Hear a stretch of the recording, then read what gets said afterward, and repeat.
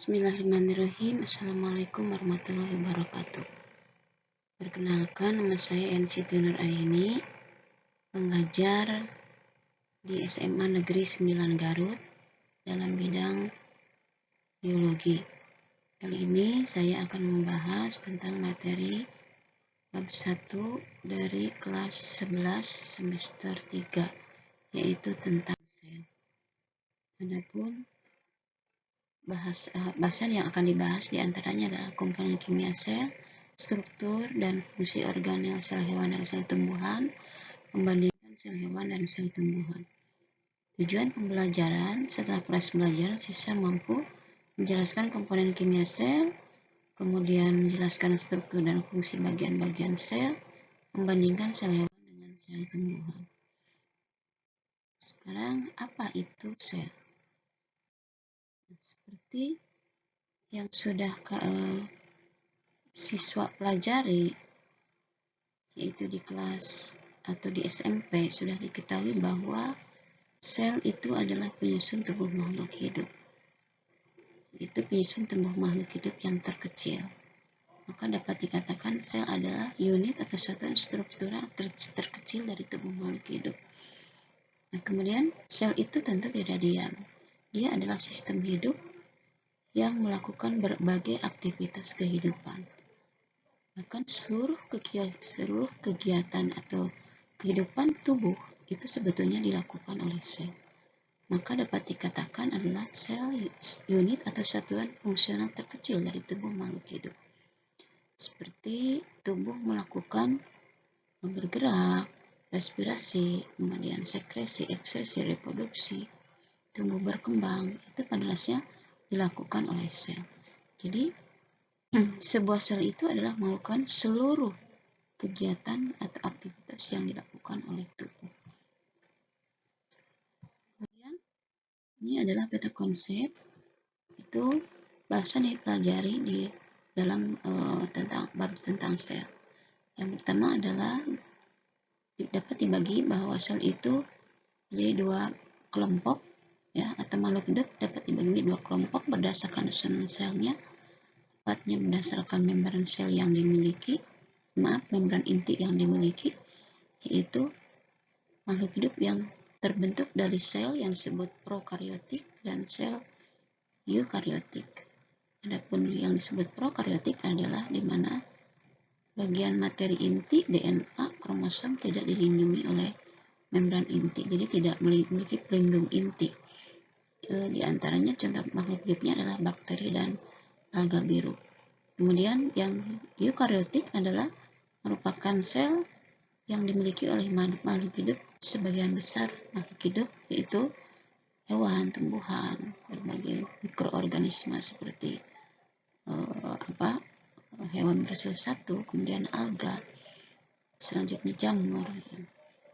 Kemudian juga sel akan dipelajari berdasarkan strukturnya, berdasarkan bagian-bagian sel. Juga fungsi dari bagian-bagian atau organel sel tersebut. Selanjutnya bahasan tentang sel akan dibahas di hari dengan pembahasan transport melalui membran yang merupakan contoh dari proses atau bioproses yang dilakukan oleh sel. Selanjutnya adalah komponen kimia sel. Setiap sel adalah tubuh makhluk hidup. Setiap sel memiliki atau tersusun dari sesuatu zat, yaitu zat kimia. Ya. Adapun zat kimianya adalah protein, lemak, karbohidrat, dan mineral. Sedikit mineral, itu diantaranya fosfat. Nah, dari mana zat-zat tersebut? Tentu adalah berasal dari makanan. Seperti yang kita tahu bahwa makhluk hidup itu harus makan atau nutrisi, di mana fungsinya selain sebagai sumber energi, tentu adalah sebagai penyusun sel, atau dengan katanya sebagai penyusun tubuh. Itu yang meliputi organik dan anorganik. Selanjutnya adalah gambar dari sel yang prokariotik, itu bakteri, di mana bagian inti tidak memiliki membran. Sedangkan pada umumnya sebuah sel bagian inti dilindungi oleh membran inti atau eukariotik. Kemudian bagian-bagian sel secara umum dibagi menjadi 3 bagian, yaitu membran sel, protoplasma atau sitoplasma, dan inti atau nukleus. Di bagian sitoplasma terdapat berbagai organel-organel sel. Nah, jadi sebuah sel itu memiliki bagian-bagian tertentu dan melakukan proses, ya. Melakukan proses. Adapun proses itu adalah merubah dari bahan baku menjadi barang atau produk yang akan dipakai. Nah, jadi sebuah sel itu ibarat sebuah pabrik, di mana sebuah pabrik itu memiliki suatu tempat, dalam ini adalah sel, ya, di mana bangunan tersebut atau sebuah sel tersebut memiliki bagian-bagian. Itu bagian-bagian ibarat sebuah pabrik memiliki mesin. Mesin-mesinnya itu adalah berbagai organel yang dimulai dari membran sel, kemudian inti, sitoplasma. Dalam sitoplasma ada banyak organel seperti retikulum endoplasma, ribosom, dalam lisosom, mitokondria, dan lain-lain.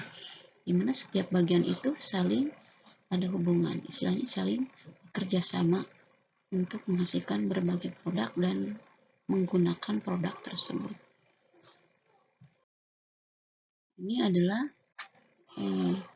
gambar dari sel hewan dan sel tumbuhan.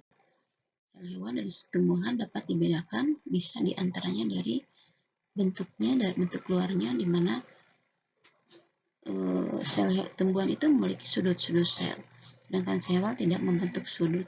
Hal yang lainnya adalah bagian terluar dari sel tumbuhan itu memiliki dinding, sedangkan sel hewan tidak memiliki dinding. Jadi sel hewan itu memiliki dua lapis bagian luar, yaitu dinding sel dan membran sel.